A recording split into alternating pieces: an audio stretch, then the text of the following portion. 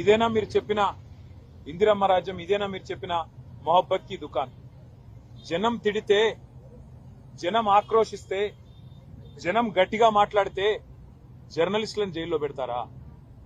జనం గట్టిగా మిమ్మల్ని నిరసిస్తే, జనం గట్టిగా మీ మీద గొంతు విప్పితే దాన్ని చూపెట్టిన పాపానికి ఇవాళ జర్నలిస్టులను జైలుకు పంపుతారా?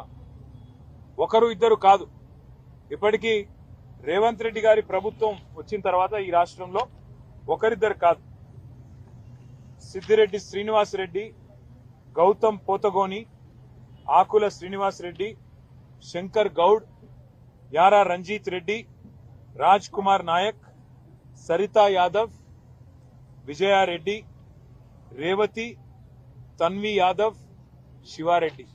అయితే వీళ్ళ మీద దాడులన్నా జరిగినాయి, లేదా వీళ్ళందరినీ కూడా జైలుకి పంపించారు.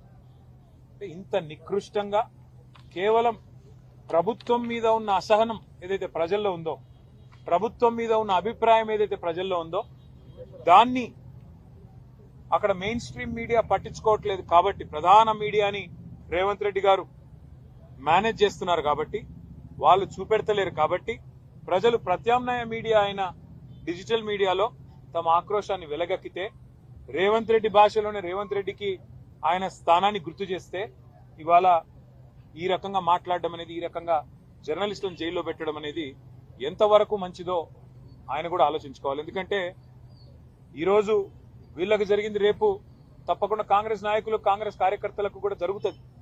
ఎందుకంటే ఇవాళ మీరు కొత్త కొత్త తరహా విధానాలు పరిచయం చేస్తా ఉన్నారు. మీరే చెప్పారు 6 గ్యారంటీలతో పాటు 7వ గ్యారంటీ ప్రజాస్వామ్యం, ఇది ప్రజాపాలన, ఎవరైనా మాట్లాడొచ్చు, ఎవరైనా నిరసన చెప్పొచ్చు అని పెద్ద పెద్ద మాటలు చెప్పిందే రేవంత్ రెడ్డి గారు. కానీ ఈరోజు ప్రజలు గొంతు విప్పితే తట్టుకోలేకపోతా ఉన్నారు, కనీసం వాళ్ళ ఆవేదనని అర్థం చేసుకునే ప్రయత్నం కూడా చేసుకోలేకపోతా ఉన్నారు.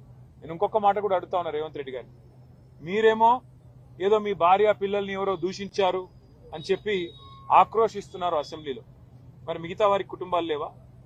వేరే నాయకులకు కానీ మీరు దూషించినప్పుడు, మీరు అడ్డగోలుగా మాట్లాడినప్పుడు, మీరు మా పిల్లలతో సహా, మైనర్ పిల్లలతో సహా అందరి మీద నీచాతి నీచంగా మాట్లాడినప్పుడు, అసభ్యంగా అక్రమ సంబంధాలు అంటగట్టినప్పుడు, నికృష్టంగా మాట్లాడినప్పుడు, ఆ రోజు మాకు కుటుంబాలు ఉంటాయనే సోయి లేదా?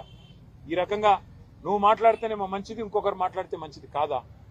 అందుకే నేను రేవంత్ రెడ్డికి చెప్పేది, ఇకనైనా బుద్ధి తెచ్చుకో, ఇకనైనా సిగ్గు తెచ్చుకో. ఇప్పుడే మేమిద్దరు జర్నలిస్టులను కూడా కలిసినాం.